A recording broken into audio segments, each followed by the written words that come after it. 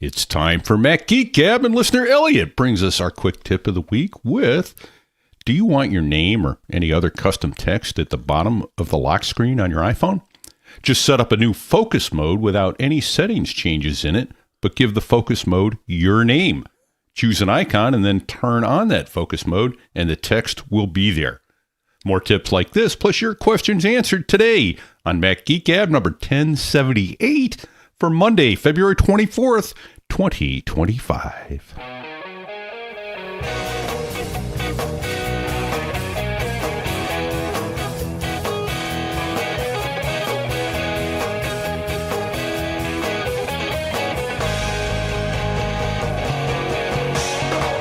Greetings, folks, and welcome to Mac Geek Gab, the show where we share your quick tips like that, sometimes our quick tips like that, your cool stuff found, sometimes ours, and your questions, with sometimes, hopefully many of the times, our answers. Because the goal is for each of us to learn at least 5 new things every single time we get together.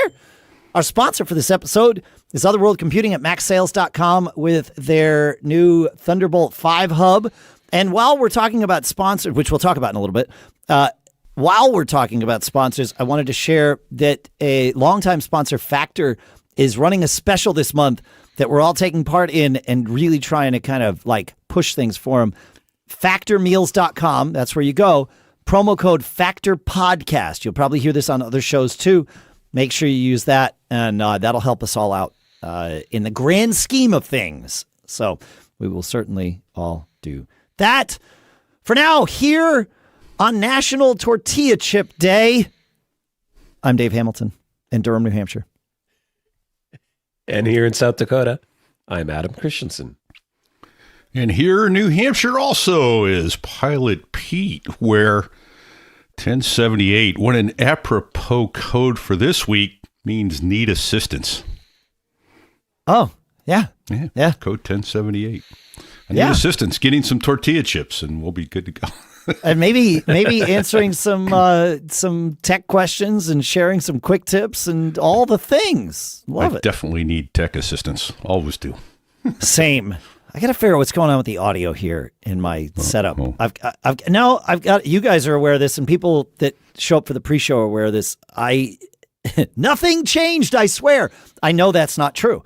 But starting about 2 months ago, I started having weird crackly sounds. You'll hear it creep into the show every now and then I change the sample, the buffer size, and it fixes it. It sounds like a mismatch of the audio sample rate, but I have everything running at 44.1. It happens with only my signal, so it's only my only microphones in this room.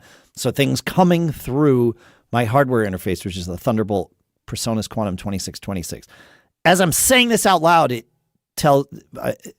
I need to reach out to PreSonus because I've tried troubleshooting this on my own, and maybe they have some ideas. But yeah, it's weird. I don't know. How about we do some quick tips, shall we? Let's do it.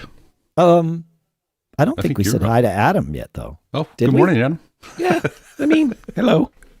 I introduced myself at least. You did. Fair enough. I know. But we just got rambling here. I'm out of sorts today. I don't know. It's been a crazy week. I'm with you. Yeah. All right, let's get back to quick tips. That's something we think we know how to do. At least it will feel comfortable. Mark says, hello to my longtime and most favorite podcasters in the tech world. Hello to our longtime and most favorite listeners in the podcast world. This is amazing. I have a tip regarding the Apple Home app. I just noticed that in the current Apple Home app, when you go into settings, hubs and bridges, I am able to turn off automatic selection and manually select my preferred home hub. Previously, it was always something auto-selected if I had more than one device that could be a home hub, and sometimes it would pick the wrong thing. It would always favor our oldest OG HomePods or luck of the draw. I'm now able to select a newer HomePod Mini manually that is located in a very central part of our home, in the living room. It seems that this is a more logical selection, or at least any HomePod other than those two OGs that were the original HomePods that Apple came out with. Thank you for everything you do. Thanks for sharing this, Mark. I would have sworn we mentioned this on the show when iOS 18, I believe it was iOS 18 that added the ability to manually select a home hub. But because I was excited about it, and maybe we mentioned it in passing over the summer when the betas were kind of floating around. But yes, if you have more than one Apple TV or an Apple TV and a HomePod, this is a great thing. I have two Apple TVs.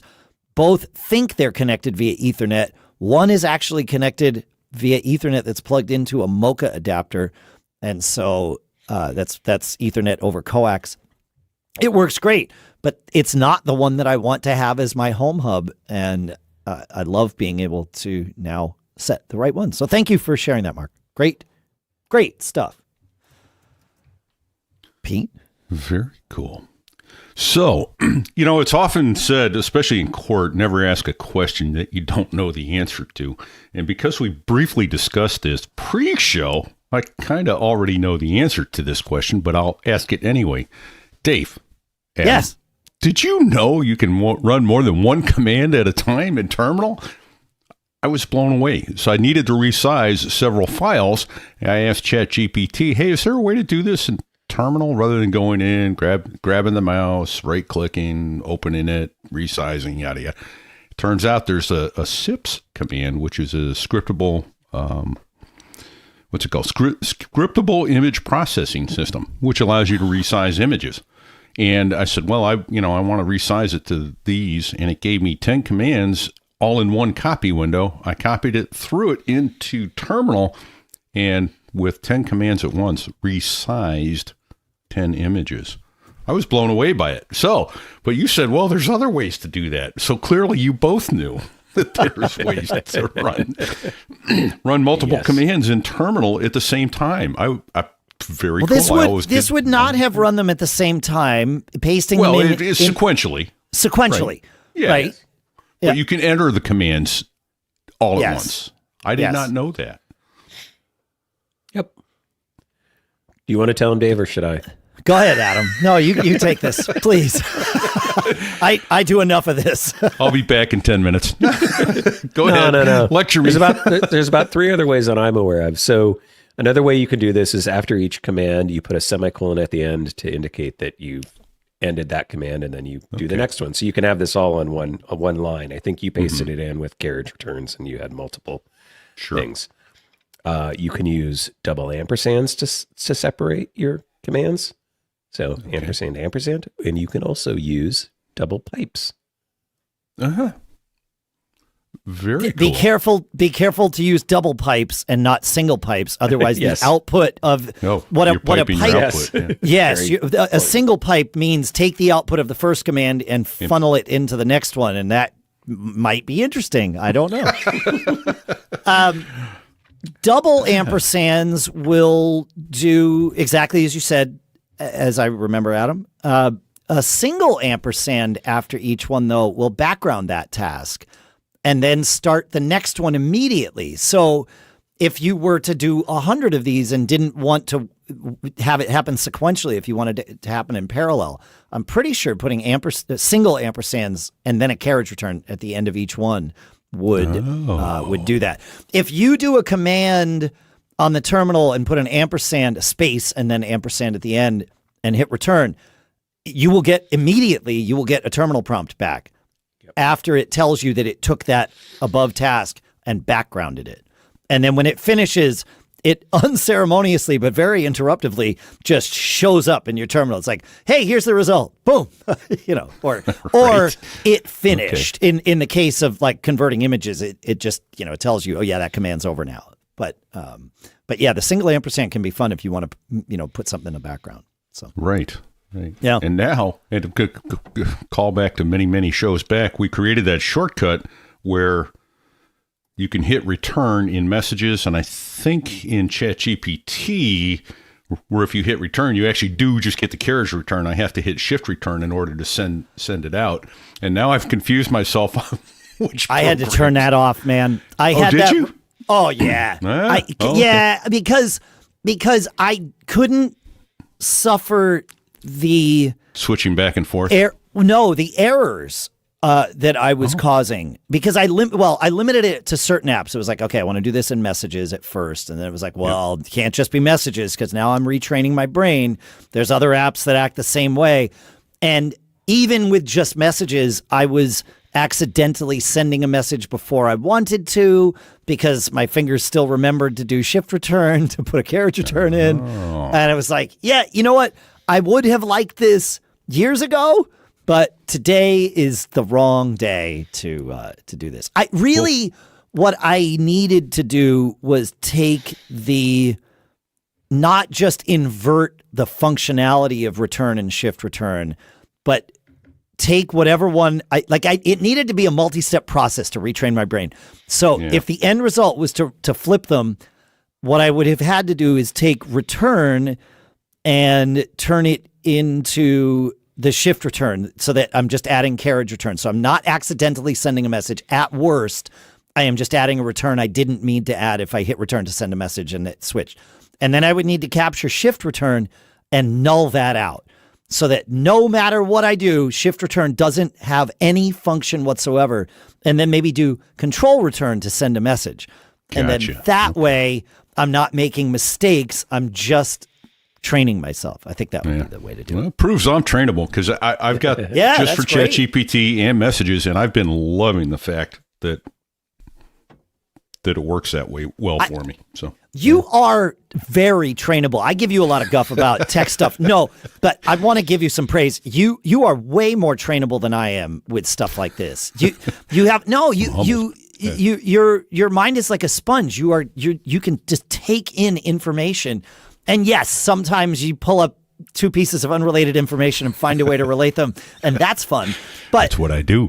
But like you've always amazed me with that. So yeah. Oh, thank you. Right. Yeah, that is not meant to be a left-handed compliment in any way. This is 100% praise. Yes. But I'm left-handed. Never mind. That is true. That is true. Yeah. So before we move on, can I take a tip? I think that was in the last episode and combine it with something that came up in this tip. Please. So that I use all the time. So I think it was last episode or a couple episodes back, we were talking about pbcopy command in the terminal, which copies things to the clipboard. So that single pipe Dave was talking about, where you can take the output of one command and push it into another command, I use this all the time. So if I'm doing a command and I know there's going to be a bunch of text output or something that I want on the clipboard, you run the command, you do that single pipe, and then pbcopy, and that'll take your output of your one command, put it right onto the clipboard, and then you can paste it. Oh. Or use it in a script. Yeah. Right. I like it. That's good. Yeah. Nice. Yeah, I love all the things we learned. I had no idea. By the way, I learned about SIPs. If we talked about it before, I forgot it a long time ago. But this SIPS command that you ran to process images, I had no idea. Yeah, no idea. Yeah. Yeah. Huh. Very cool. Well, here's the thing about terminal commands is my understanding. Everything we do in the GUI, the graphical user interface, is essentially in one way or another a terminal command. Yeah. So anything you can do is terminable. Yeah, I mean there are some. It's harder. Well, some with many things. I mean there is no. When we're using a web browser like Safari, right? There is no. It's not just running a terminal command to make that happen. Yeah. That's happening in and out. There are terminal web browsers that are not Safari, right? But so there are some things that truly are just happening in many things. In fact, that are truly just happening inside the Mac app. But the things we do in the Finder to move things around, compress files, rename files, that kind of stuff, all in the terminal. So yeah, sort of the basic fundamentals of the system, most of those are in the terminal. I think. Yeah. That's what. Well, that's what I was thinking. Like I use Acorn for my image processing most of the time, and so I think when I resize an image, Acorn is somehow using the terminal commands in there. Not directly, not directly, but that's what the computer program code is doing. The machine code is it not running commands? I don't know how Gus, right? That's Augustus is the guy who writes Acorns, I think. I don't know whether Acorns is a wrapper, a graphical wrapper for a command like SIPs or even FFmpeg, which you can use to do impeg, or if he's written his own image processing I bet code he has. It's powerful.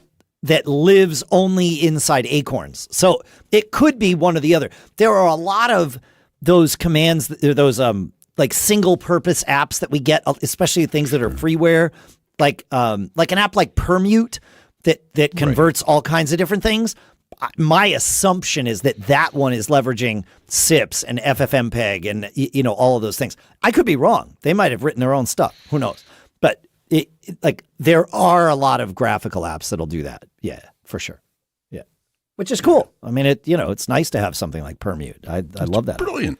It is. Yeah. It's also part of setup. Yeah. Shall we move on? AD. Yeah. Speaking of our current ADD fest that we seem to be having here, ADD Todd has something to say. Hi, Geek Gabbers. ADD Todd out of Utah here, listening to the current edition of Mac Geek Gab on Tuesday, February 18th. AppleCare. In the system settings, are you one of the people who keep your system settings on the bar? On the dock? Right-click system settings, and because it opens larger than your window, usually, scroll up, and 1, 2, 3, 4, 5, 6, 7. Right there. 7 down from the top. AppleCare and warranty. Just a quick shortcut for getting to it instead of having to open the app and then go to General and AppleCare and warranty. Just thought you might like to know. Keep up the good work. Keep having fun. Bye-bye. Thank you, ADD Todd. I had no idea that was sitting right there in the right click on the dock icon of the system settings. Perfect way to get to those. Love it. Love it. Thank you, ADD Todd. Fun stuff. Love it. Very, very cool. Yep. That's Yeah, go ahead. All right. Ahkeens writes in with a tip and says, love the show. I've got a quick tip to share. Once a year, take a moment to go through your iCloud storage and check for any leftover data from apps that you've deleted from your iPhone or Mac. Even if each app's data is just a few kilobytes, these small bits can add up over time. You can find this in iOS settings, your name, iCloud Manage Storage if you're on iOS, or on macOS, it's in System Settings, Apple ID, iCloud, and I think Storage, if I'm remembering right. A little digital housekeeping goes a long way in keeping iCloud storage optimized. Agree. Yeah, that's smart. It is. There are things to go through. Yeah. I wonder. Go ahead. I was just going to say, my big one is that I just checked this because I was like checking on how you do this on the Mac. It is in iCloud, and then I think you have to click Manage on the storage area. So there's one extra click there. But I noticed that, like we talked about on a previous show, I'm almost at my 2 terabyte limit. 1.9 out of 2 terabytes. So I either need to do some house cleaning, although, as we talked about, this is mostly one of my lovely children's photo libraries, which is 3 times the size of all the storage everybody else in the family uses. So. That's right. That's right. That's correct. Just go delete all your photos. You'll have plenty of room. Well, I need to delete her photo. I need to delete her photos, which I think I would be in very big trouble for. So I was going to say, yeah, that'll make her happy. Well, it really, it's fine. I don't know what your problem is. I have 1.67 terabytes free of iCloud storage on my family account because it says I'm only using 2.33 terabytes of my 4 terabytes, Adam. It's only money. We just have to send more of it to Apple. Well, That's no, all. I mean, I They don't are want to happy to take it. I don't want to go down this rabbit hole again, but Again, the issue yeah. is you had the ability to add, like I would love to add just another 2 terabytes, but Apple seems to not want to allow me to do so. It's They so want me to weird. go to 6 or 12. Yep. And it's, I don't know how I think I qualified for this because I added 0.2 terabytes to this plan when I was able to do that. And on that day, I could have added 0.5. And then when it was time, I couldn't. So I know we've had this discussion recently enough not to have it again. So Andrew Moving on. saves us from this. He says, last year I picked up a Beats Pill 2 for traveling, and it's great. Sounds fantastic. It's a little heavier and bulkier than a Sonos Roam, but sound quality-wise, worth it. It connects via Bluetooth, and as I discovered this week, another way, even though it doesn't have an aux input socket. On the weeks between travel, this speaker doesn't do much. Last week, I got a monitor that has adequate speakers for the basics, but for some longer sessions in front of the keyboard, I wanted something with a little better quality for music. I was Googling around for a small soundbar and thought, wait, can I connect my Beats Pill 2 to my Mac Mini? The Pill doesn't have an aux in, but Google Foo revealed that you can plug the Pill into your Mac or iPhone or iPad for a direct connection via USB-C. Also, it gets lossless music this way because it's not going through Bluetooth. There's an Apple support article that I followed, and it works just fine, and it is indeed listen with USB-C audio.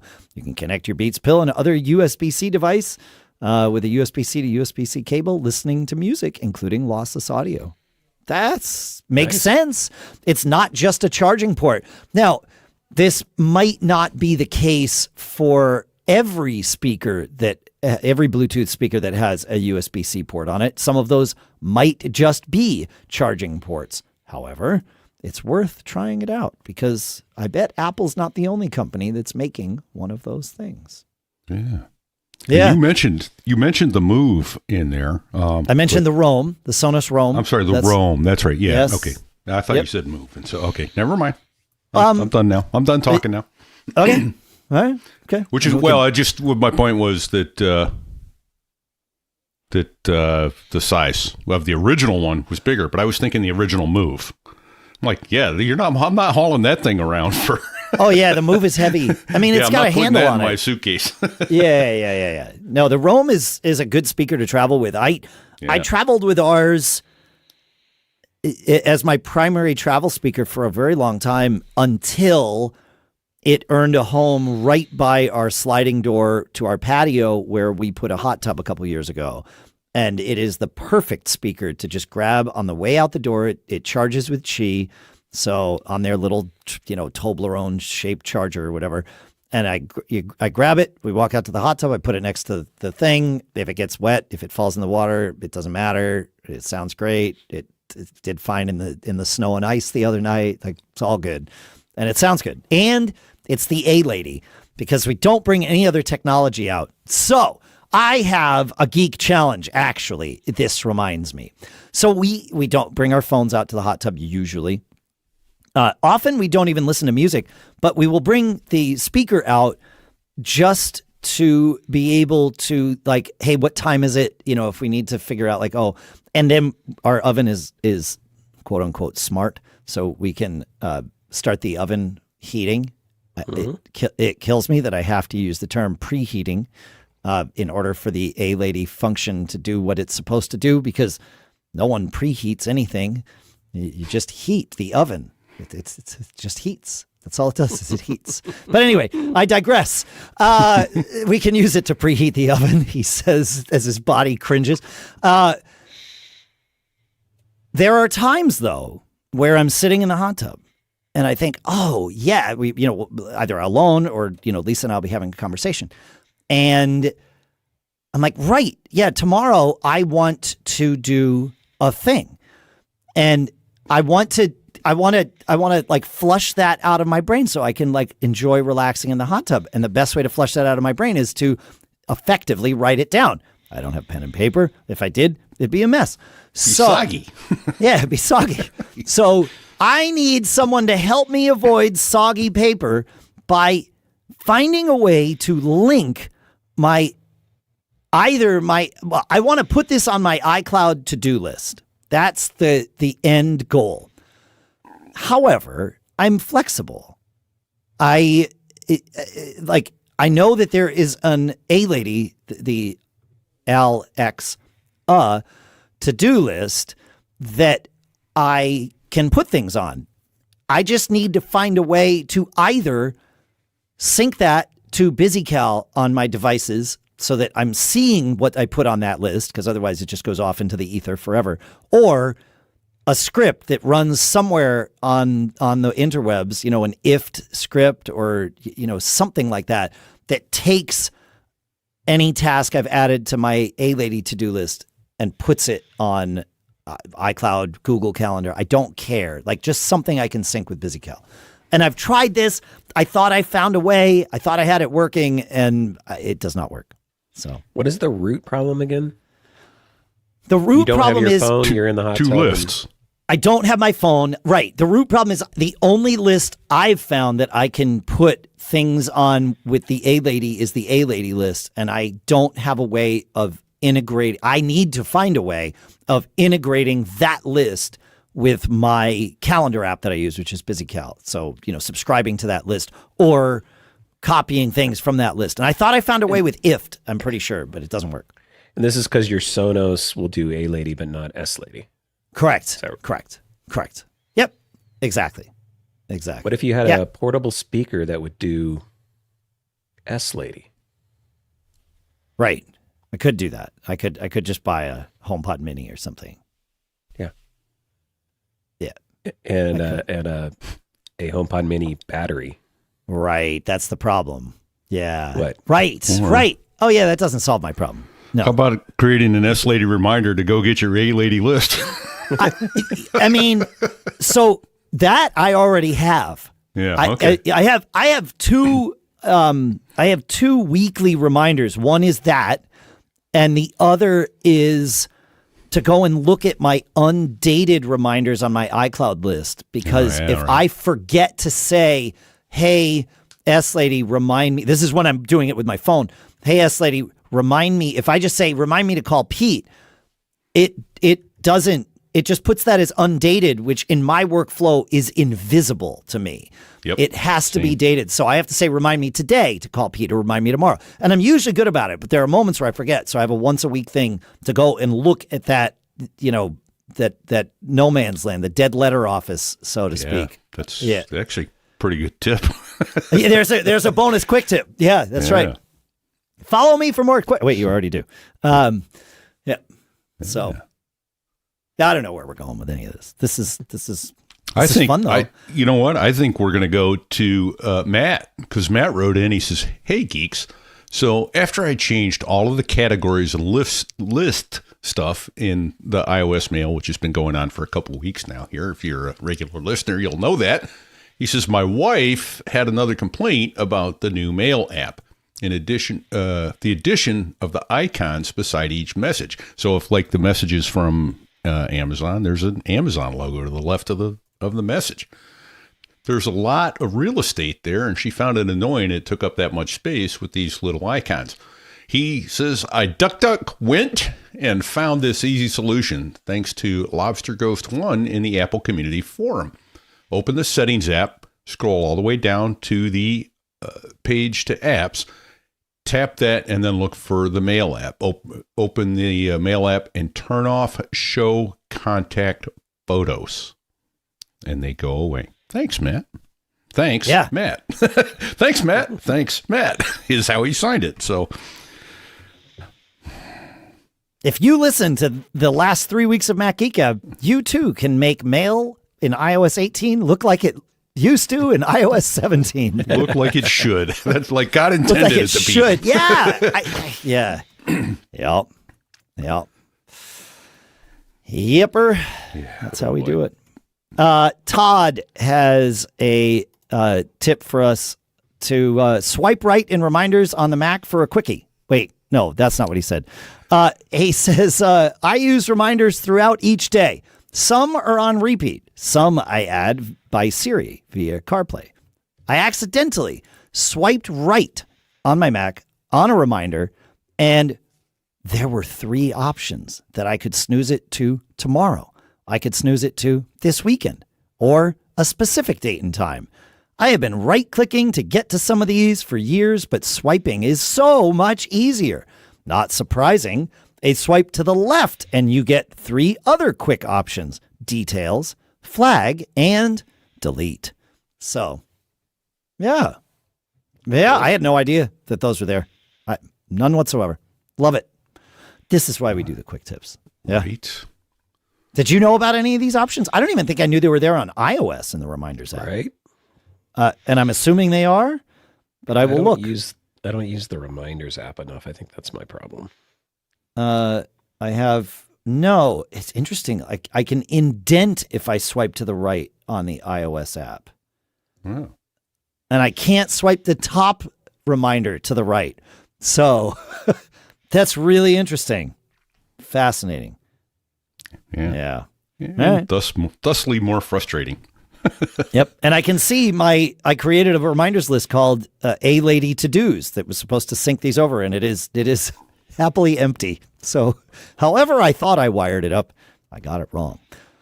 But we've got a Geek Challenge floating out there. So we'll get there. Well, at some there's point. that. Yep.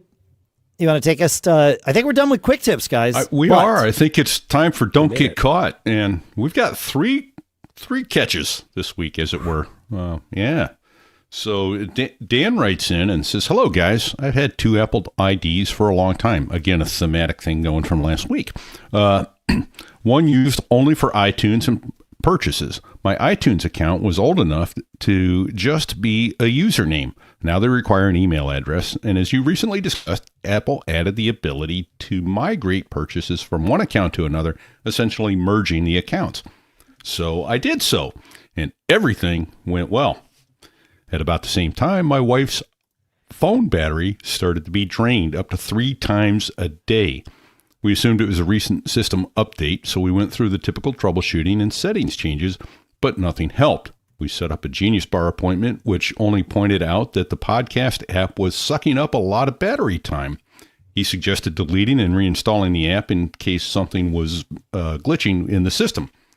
That did not help. But in the process, I remembered that my wife uses my iTunes account for podcasts and music. That was the account I migrated my purchases from, which effectively closed it. I had changed the settings on all of my devices, but not hers. So the battery drain was the podcast app continually trying to update, but not being able to do so. So don't get caught like I did. Damn. It's like, oh, man. No kidding. Huh. So, yeah. And then, Wouldn't it be nice if it was easy for, say, people at the Genius Bar or like-minded customers to be able to see logs from an app and on the iPhone and therefore easily be able to say, hey, wait, I see what's happening here. that's Wouldn't like that a be nice? full-on fish shake. It is. That's a John F. Braun fish shake. That's right. Right? Woo! Yes. Yeah, for sure. Yeah. So, I mean, it's almost blind luck that they figured out that was what it was. Yeah, I mean, seeing the battery usage, that's, a smart troubleshooting step to go through and see, where. But then from there, it was like, well, uninstall and reinstall. Yeah. But why? Yeah. Interesting. Yeah. I like it. So, I like it. Listener John, says, I found that my mail count in my dock was wrong. And then I looked in mail customized notifications on my iPhone and found that it only counts primary emails if I have the groupings enabled. Just remember to check all mail plus junk for missing emails. Yes, that's right. You can set it on the iPhone that your badge count is either all unread messages or unread messages in primary. So, yeah, Yeah. Good catch, John. Don't get caught. You got to know you got to know what you don't know, which is super difficult. Here we are. Hey, Dave. Hey, Adam. I know we're not on quick tips anymore. Yeah, you got one? Well, related to what you were just saying about analytics or logs on iOS. Yeah. I Googled it. You can see them, right? They are buried there somewhere, right? I did not know this. I mean, I don't know how detailed or how they are, but if you go into settings, privacy and security, scroll way down to the bottom, there's something called analytics and improvements, and then there's analytics data. And I can see Carrot Weather, and I can see... Oh, yeah. I forgot about this. It's data. Right. So... And you can pull this stuff out with the console app, if I'm not mistaken, on your Mac. Yeah. But you can also take it and just share the file too. Like there's a share sheet on each of these files. All right. So settings, privacy and security, analytics and improvements, analytics data, and you will see all kinds of things. It's weird. They are, well, maybe it's not weird. They're alphabetically organized. Yeah. And then sorted by, well, it's sorted by file name, so it's alphabetical by name and then date. But yeah, if you had a problem with the podcast app, you could go look and see what it's doing. Huh? Maybe. I mean, I don't know exactly what data's in there, but it's just another interesting bit of information that may be helpful. I don't know. They look like crash logs from the Mac, but I'm not seeing them as, they're not all just crashes. Like there was, the event on one of these on Maps was high CPU usage, right? 90 seconds CPU overtime because it used 107 seconds at 84% average CPU, exceeding the limit of 50% CPU over 180 seconds. So it's like, okay, great. Like that's the reason this log file was dropped. But I bet in the case of Dan, there would have been a log file there, just like I therefore must retract my snarky comment and fish shake because exactly what I wanted is right there. But I will replace it with a fish shake. Why are Genius Bar employees not taught to look for this? Right. I'm glad we all know now. And if you're a Genius Bar employee and this is the first time you've learned of it, awesome. Now you can use this. I know we have a lot of you listening to this show and learning things from this show that perhaps aren't in the instruction manual that you get from your employer. And we're happy to help because it helps everybody. So share it with your colleagues. Share it with your colleagues. You can get logs on iOS. Yes. Include the whole show. Share the whole show with your colleagues. Yes, please do. Please do. Yeah. Do it now. Great. Yeah. All right. There is indeed. I recently, as Bart writes in, I recently upgraded to the new 13-inch M4 iPad Pro, and it came with 3 free months of Apple Music. I'm not a current subscriber, and I used the link in the settings to claim my 3 months free. Where I got caught is that I still have the old 2 separate Apple IDs from before family sharing, where I have one account for iCloud and another for the store and Apple Music. The 3-month promo was apparently linked to my iCloud user account and not my Apple Store user account. So instead of getting 3 months free, I got charged for a month-to-month subscription. Apple support was able to quickly address the issue and refund the charge, but it's something to be aware of. If you still have the legacy 2-account approach with Apple, don't get caught, but with the trial, by the trial offers. So thank you for a great podcast and Reddit channel, Bart from Houston, Texas. Thanks for that, Bart. I'm guessing he means a Discord channel, but if we have a Reddit channel, somebody please let me know. Yeah, there you go. Well, that's what I don't know. Maybe there might be Reddit's one. written in there, but do we have a Reddit channel? Woohoo! Maybe. Yeah, Discord. That would be it. So yeah, but this has been thematic for a couple weeks now. Both the mail categories and the multiple accounts. So Yeah. Apple added to the confusion when they meant to solve it. Hey folks, don't get caught without enough ports. Look, if you're stuck waiting on slow connections, the brand new OWC Thunderbolt 5 hub is here, and it's the best way to expand your Mac, iPad Pro, or even your PC, for those of you yet to see the light. This isn't just another hub. It's future-proofed power and speed. With Thunderbolt 5, you get blazing fast 80 gigabits per second of bidirectional data transfer. Need even more bandwidth? It cranks up to 120 gigabits per second for high-resolution displays and demanding workflows. And forget about single-chain limitations. This hub supports 3 independent daisy chains. Count them, 3. That means you can add and remove devices from one chain without knocking out the others. Power users, you listen up. This beast delivers 140 watts of charging, enough to keep even the most power-hungry notebooks running at full tilt. And displays? Oh yeah, hook up 4K, 5K, 6K, or even 3 8K monitors all at once. It's Thunderbolt certified, built with OWC's legendary reliability, and 100% compatible with Thunderbolt 5, 4, 3, USB 4, and USB-C. Plus, no fans, no noise, just silently cool performance. Don't get caught with outdated tech. Upgrade now. The OWC Thunderbolt 5 hub is available at macsales.com.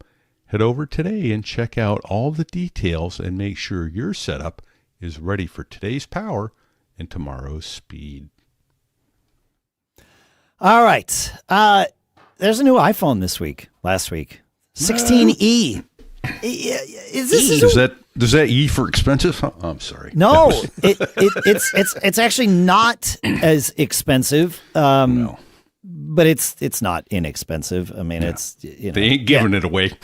No, but what's weird is to save $200, right? But the iPhone 16e is $200 less than the iPhone 16. But there are some features that it does not have that I think are important to bear to bear in mind rather while you are considering this. The two big ones to me are that it doesn't have MagSafe. You can Qi charge it, but it doesn't have MagSafe. And I guess there's enough people out there that don't use MagSafe with their iPhones that there's a market for this. I mean, I would trust that Apple knows this, but man, it seems like to me that would be a non-starter. Yeah, so many cases and accessories and things leverage and use that. That seems like but I guess, I mean, maybe if you're more the person that just plugs in and charges more too, like, maybe you don't even need I mean, if you're going to go that far, why not just take the Qi out of it?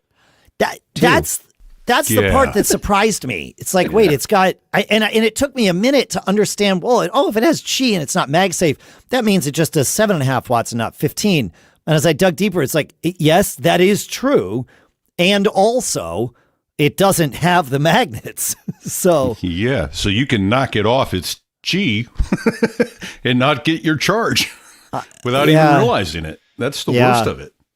Yeah, it's slightly less bright. There's a great chart that Mac Rumors put together to show the difference between the 16E and its slightly older brothers, siblings, I should say.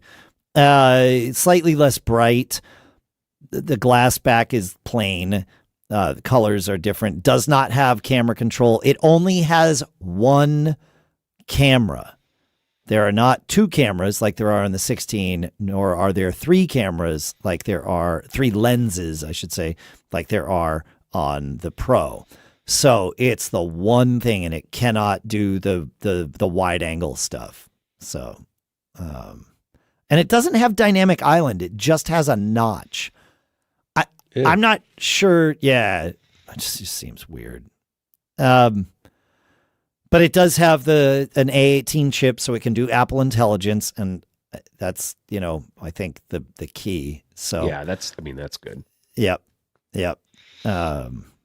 So I But it starts at $5.99 instead of $7.99, and so there you go. Yep.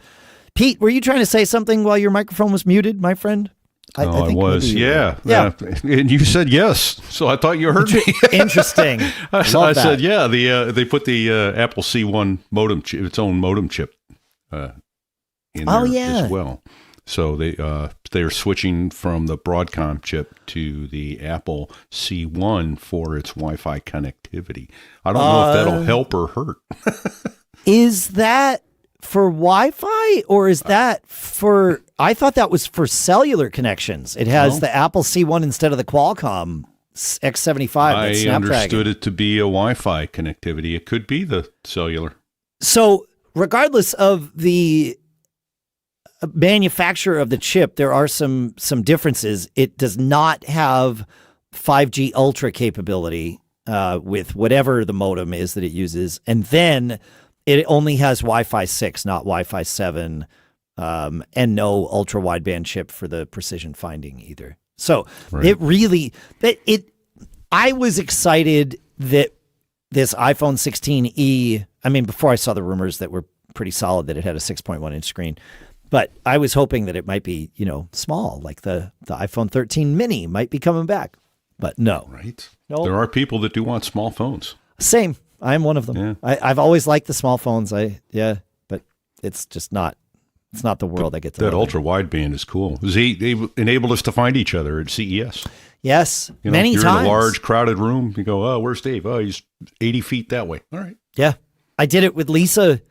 I needed to find her when we were in Mexico. Shortly after we were at CES, we went to this thing. It was a sticker exchange because it was for fish concerts, and so people make stickers and then they, we hand them out. But it just becomes this massive swarm of humanity in a relatively tight place while we're doing this. And I was like, all right, I'm done.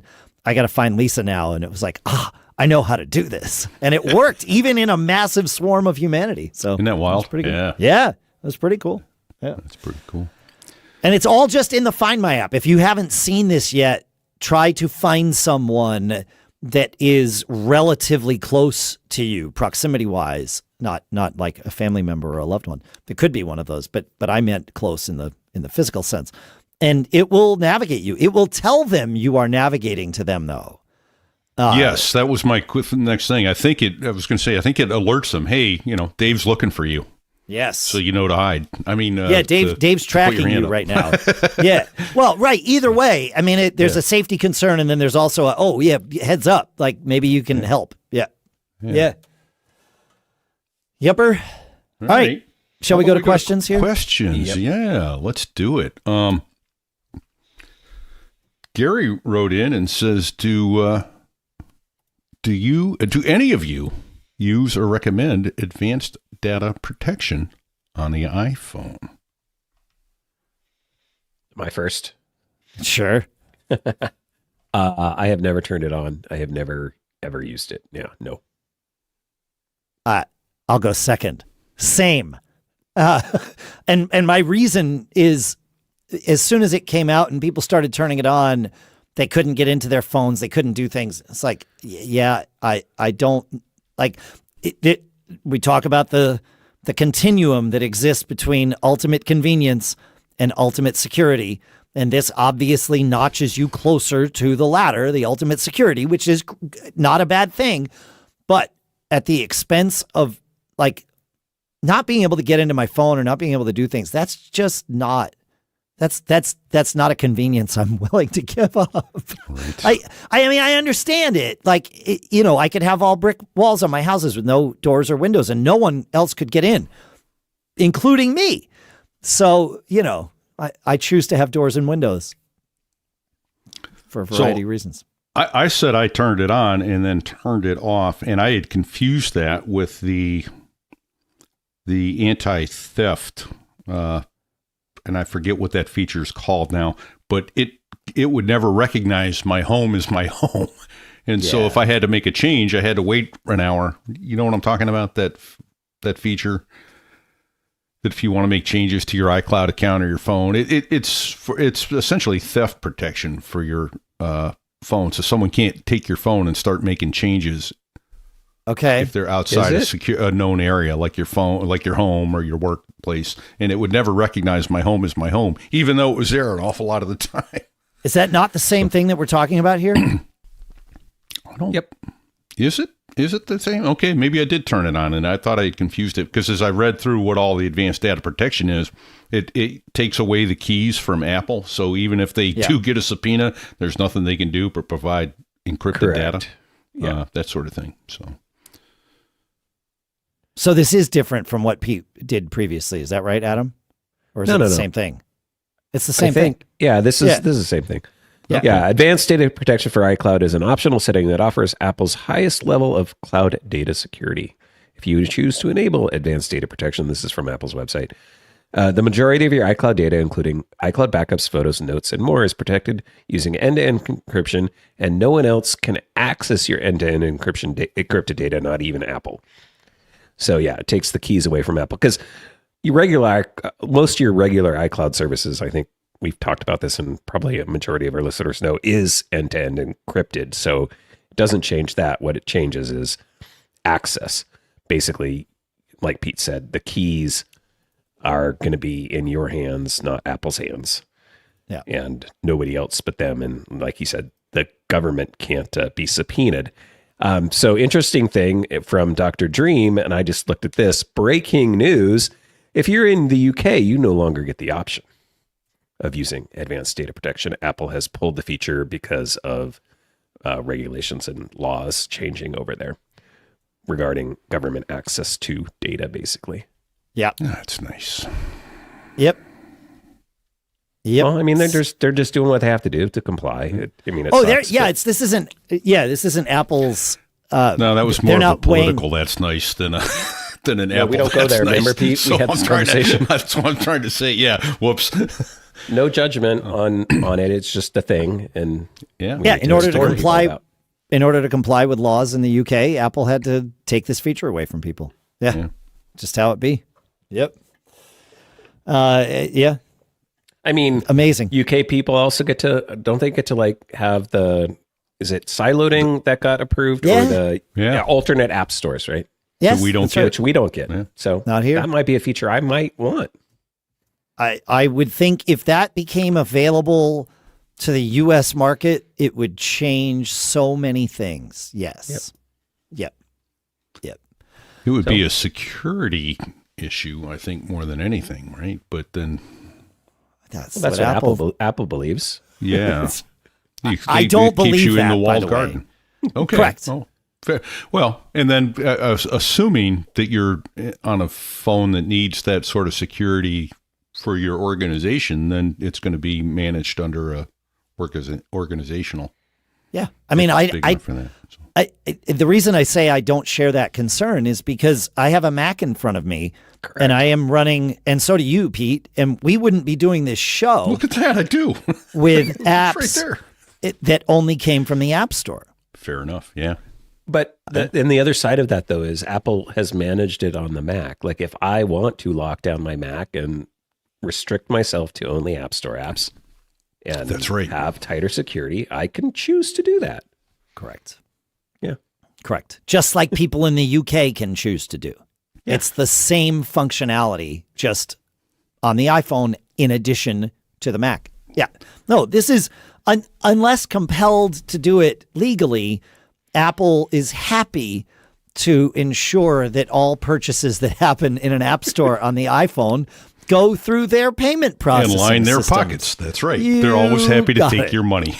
Well, again, it's fine. All the balance and all these things. I mean, I have some Apple stock in my retirement plan, and I'm glad that Apple does that. Same. Yes, exactly. Right. Yeah.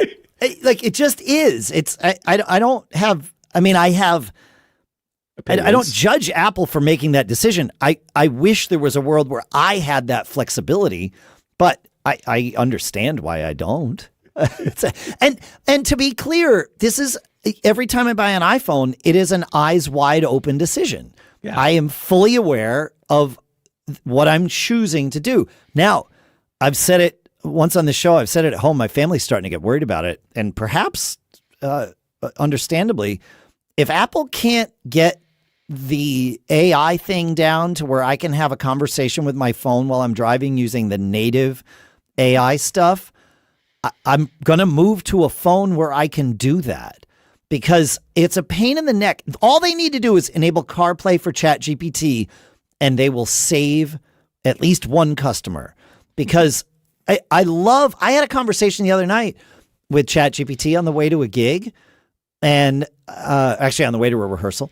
And it was amazing. I told it, we're going through some things. We're adding some shows to the Backbeat portfolio here, to our Backbeat network family. And I was having it help me identify some shows. Said, all right, great. We've identified these 10 shows. We've narrowed it down. We went back and forth for 20 minutes, narrowing it all down. And then I said, awesome. Can you research and find who is representing them for their advertising now? And it said, yes, that's going to take some time. What's your timeline on this? And I said, oh, can you have it ready by 10 a.m. tomorrow morning? And it said, sure. Sure enough, at 10 a.m., before 10 a.m. the next day, it had fleshed out that thing with a list that it did on its own. I asked it, do I need to leave this session open? It's like, no, you can come back to this. It's all, I got you. And it got me. Once I started doing this, there was no closing that box. And Apple is totally foobarring this rollout of AI so far. Yeah. So far. There's my rant. Thank you. All right. Well, and it does say, do you want me to use ChatGPT? Yeah, but you can't have an when you ask the interactive conversation with it. No, that's correct. That's correct. You get one shot. You get to use ChatGPT because the T part is the transformative part where you get to interact with the results and transform them in collaboration with the engine.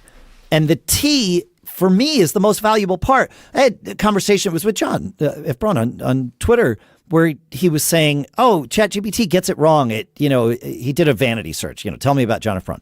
And it told him some accurate things. And then it said, in 2022, John passed away or something, which obviously didn't happen.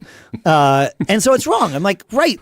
And did you ask it, at the very least, did you ask it, are you sure? And he's like, no, I stopped there. It's like, well, you're using ChatGPT. You got to use the T. That's where the value is. So Apple's current implementation baked in with Siri takes the T away. Give me my T, Siri.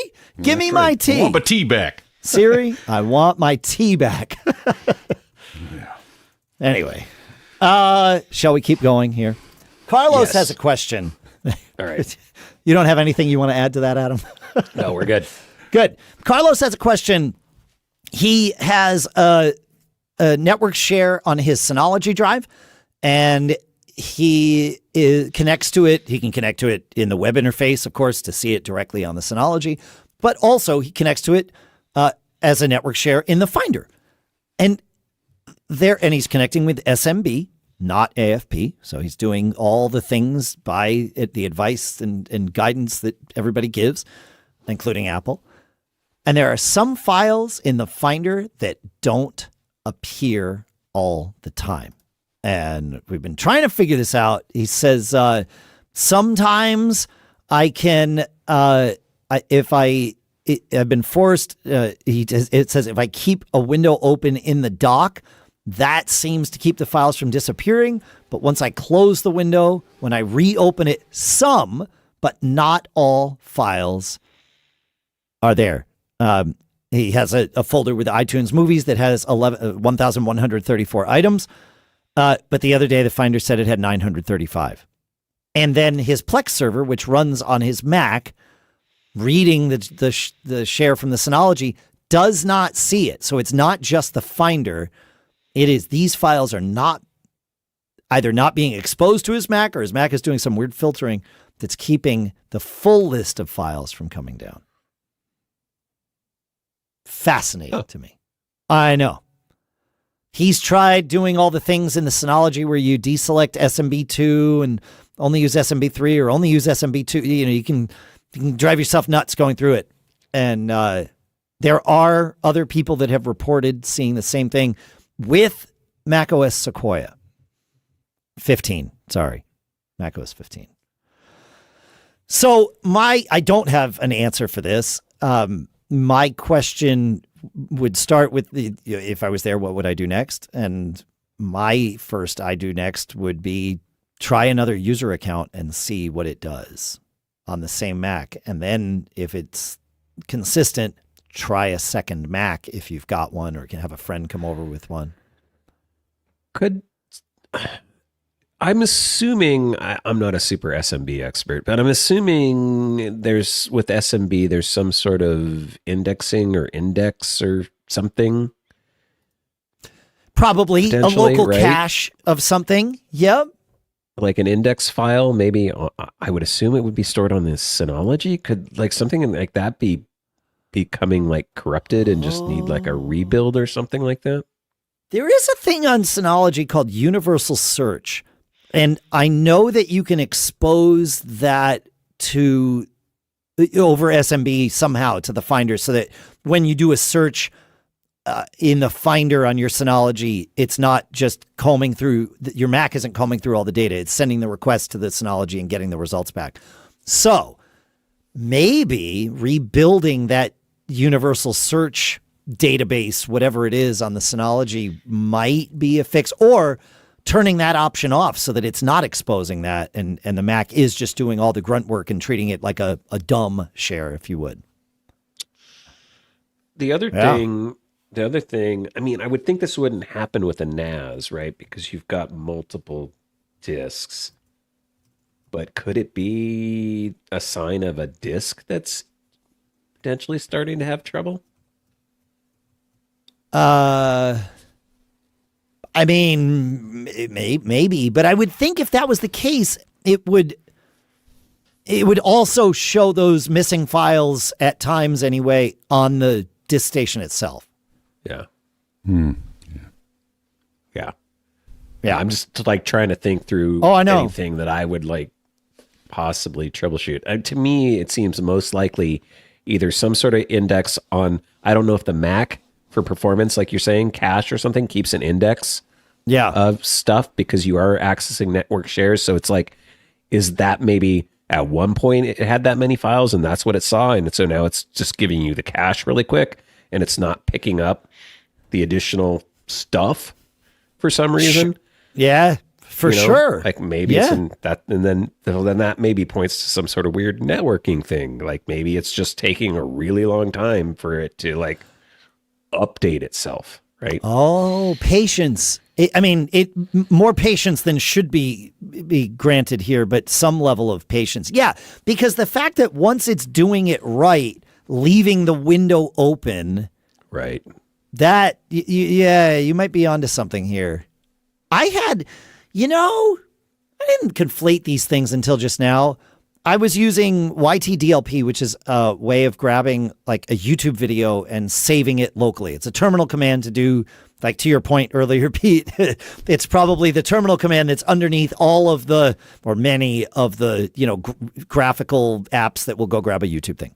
So I was grabbing a thing, and my connection, and I was doing it from my Mac running Mac OS 15, saving to a network share on my Synology. So we're swimming in similar waters here.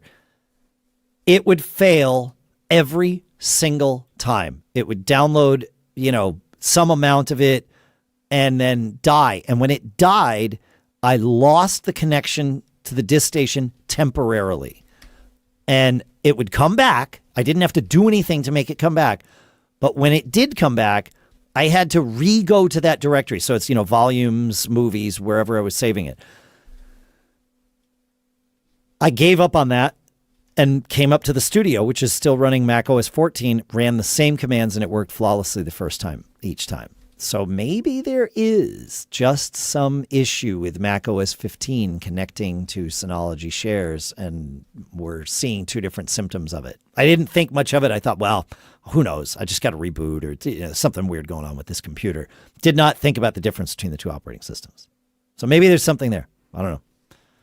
I think you're doing. The look on your face tells me you're cogitating on something, Adam. Do you? No, I'm trying to understand I was going back to review the email because what I was trying to think of was because I remembered he had said something about Plex also not seeing these files.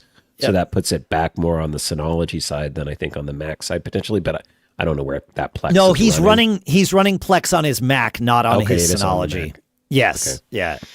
Yeah. And so I was reading through that and then I was looking at the data path that he's using and I realized it probably doesn't matter and it's probably just because that's how it's set up on the Synology. But the fact that he's mentioning iTunes and I'm like, oh, yeah, my folder iTunes for forever. My folder on the Synology is named iTunes, and I think even on one of my Macs that I've just migration assistanted my way along is still iTunes. Yeah, that's fine. Yeah. If you have thoughts on this, feedback at macgeekgab.com. Yeah, you heard it. Feedback at macgeekgab.com. That's right. Feedback at macgeekgab.com. Woo. Yeah. Did you have something to add to this, Pete? Actually, yeah, I do. You glanced, you shot right past something. Okay. And it's kind of a quick tip, cool stuff found. YT-DLP. Oh, yeah. I sure did. Is a terminal command, and it looks like, I could be wrong. So I was trying to download something from a website that's a pay site that I paid for the video, and they said, hey, this video is going away. And I'm like, I don't have time to watch it before Tuesday. Can I download it? And PullTube would not download it. And I'm wondering if YTDLP, it looks like there's ways to pipe your username and password and all that in there and maybe able to grab it. So, because that's why I use this. This was a private video shared by, it was a video of a gig I did, and it was shared with all of us. And so so I wanted to save it for posterity, and that's what I did. Yeah.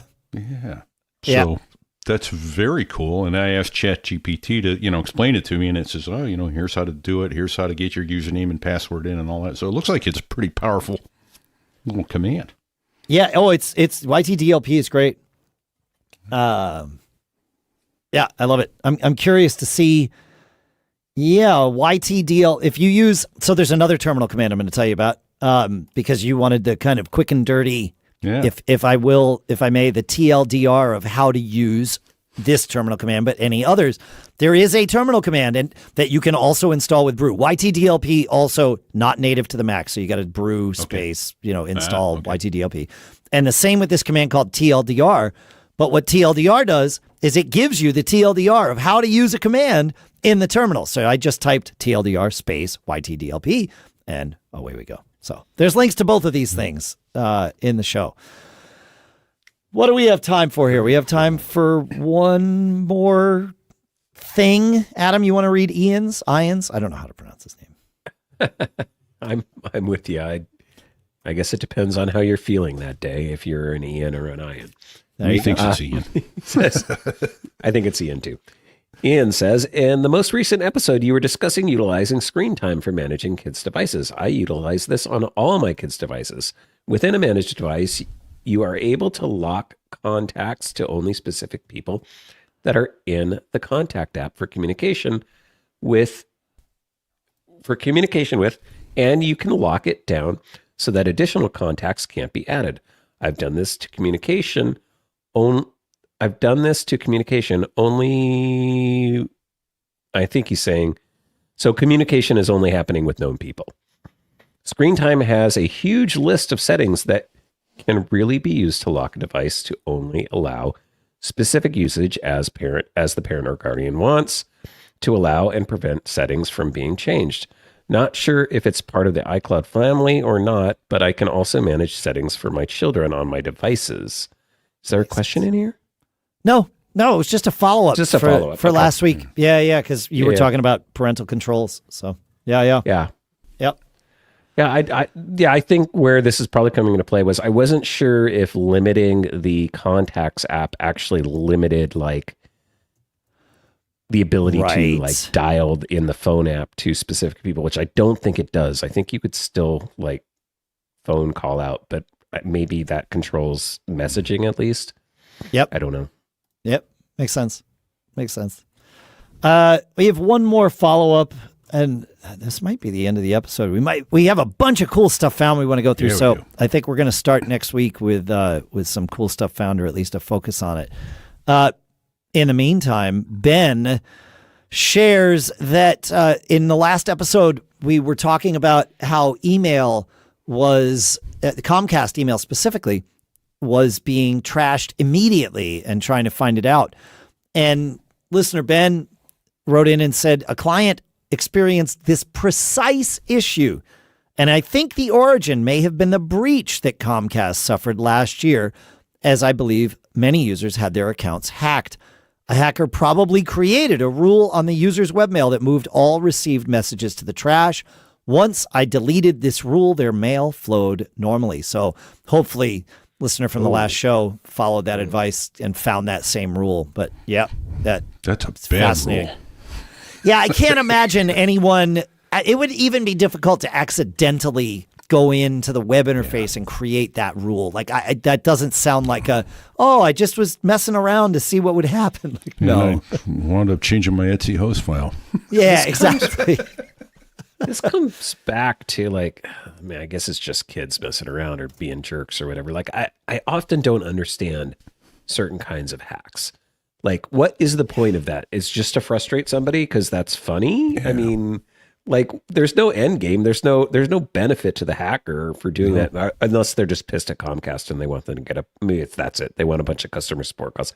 It's always fascinating to me, like different hacks. Like, oh, that's interesting. I always try to figure out like what is the motivation behind that. Like, because I always assume that the end goal would be to somehow financially gain, like make money, but maybe that's obviously not always it. I think there's a lot of people that just are like, I'm just going to mess with people, or I'm angry at this company and I'm just going to screw up their systems and cost them money. So that I guess there's a lot of digitally egging Comcast's house. So this is a dynamically distributed customer service attack. Right. I mean, in a sense, right? You know, like that's the one way of thinking of it. We're going to F their business because I'm angry at Comcast. Because I'm mad at them. Yep. I agree with you. In my, middle-aged brain goes to, what's the financial gain for this? But if I think back to, my teenage brain when I was learning how to mess with all this stuff and probably doing some things that upset people, it was a because I can. Yeah, that was the first part. And it wasn't, there was rarely a nefarious intent, even though we were probably doing some things that wound up upsetting people. And I'll speak carefully. But then once you learn how to do that, it's like, well, if somebody upset me, well, I have skills, And I remember, I never did this, but I remember somebody, it happened many times, in fact, that upset, one of us in the circle of what I'll call script kiddies. And they would just go and turn their electricity off, because they knew how to do that. We all knew how to do that. That was more social engineering than anything else. But, that's what it's like. Oh, well, I've messed around for years. I've learned all these fun little things just for the sake of learning them. And then somebody would upset someone. And it's like, oh yeah, I know how to do that. I'm going to go. So that sounds like what this is. It's like, oh yeah, I've known how to hack into Comcast for a long time. Now they upset me. Now I'm going to go do this. Yeah. I think that's it. I don't know. Totally. Yeah. Probably. All right. Yeah. The motives of script kiddies. Yeah, that's what it's going to be. They're not patently obvious. No, but they're usually pretty simple. Occam's razor. Right. Exactly. Right. Yep. Occam's razor. Killed Schrodinger's cat, That's what I heard. Thanks for hanging out, everybody. Remember our monthly giveaway? You too can win a copy of CCC Backup from Bombich at macgeekgab.com/giveaway. Thanks to Bombich for doing that with us. And thanks to you for signing up. It's always great. We love to be able to do these giveaways for you. We've got, the one that's coming up for March might be happening too slowly. So I've got another idea. there's always folks that want to give stuff away. So we'll see what happens for March. It's going to be fun. And April might be fun too. In fact, they all should be fun. Thanks to CashFly for providing all the bandwidth that gets the show from us to you. Make sure to check out Pete's other show, So There I Was, for aviation enthusiasts. Adam's other show, the Debut Film Podcast. And my other shows, Business Brain and Gig Gab for musicians. You can check all those links are in our show notes at macgeekgab.com. And while you're there, sign up for the email so that you always get the show notes in your mailbox, and you can click on all the links of all the products and tips and tricks that we mention. Please go leave us a review. macgeekgab.com/review. We'd love that. We'd love that. Oh, I feel like we made it. I feel like we made it. Oh, wait. Adam, since I kept you from singing that song right after I said that, I'm sure it was in your head. Do you have anything to add? Yeah. Don't get caught. Made on a Mac. See ya. Later.